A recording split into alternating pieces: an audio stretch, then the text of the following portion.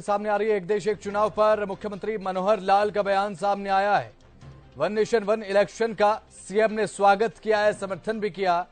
एक देश एक चुनाव प्रधानमंत्री का सपना है, ये बात मुख्यमंत्री की तरफ से कही गई। एक साथ चुनाव होंगे तो काफी लाभ होगा, ये बात सीएम की तरफ से कही गई है। आजादी के बाद भी कई चुनाव साथ हुए। एक देश एक चुनाव पर मुख्यमंत्री मनोहर लाल बोलते नजर आए। कहा कि एक देश एक चुनाव अगर होता है तो इससे एक नहीं अनेक जो है फायदे होंगे।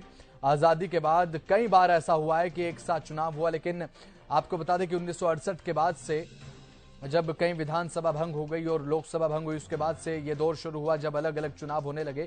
तो एक देश एक चुनाव वन नेशन वन इलेक्शन को लेकर मुख्यमंत्री बोलते नजर आए कि ये प्रधानमंत्री नरेंद्र मोदी का सपना है, अगर ऐसा होता है तो बेहद लाभ भी होगा।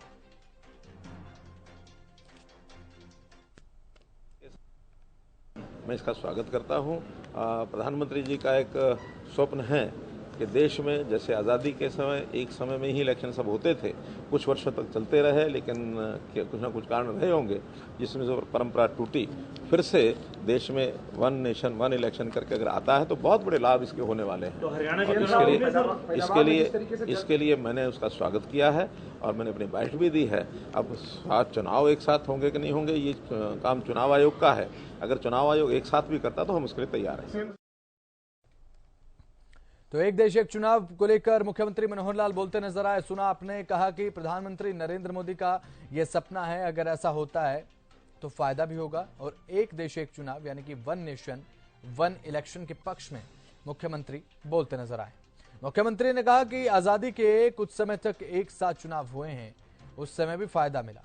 अब अगर एक बार में चुनाव हो जाए विधानसभा और लोकसभा सभी के एक साथ, तो इसका भी फायदा मिलेगा। प्रधानमंत्री नरेंद्र मोदी का यह सपना है और जब से प्रधानमंत्री नरेंद्र मोदी सत्ता में आए यानी कि बीजेपी की सरकार बनी हिंदुस्तान में, उसके बाद लगातार बीजेपी की तरफ से कवायद की भी जा रही है एक साथ एक चुनाव को लेकर।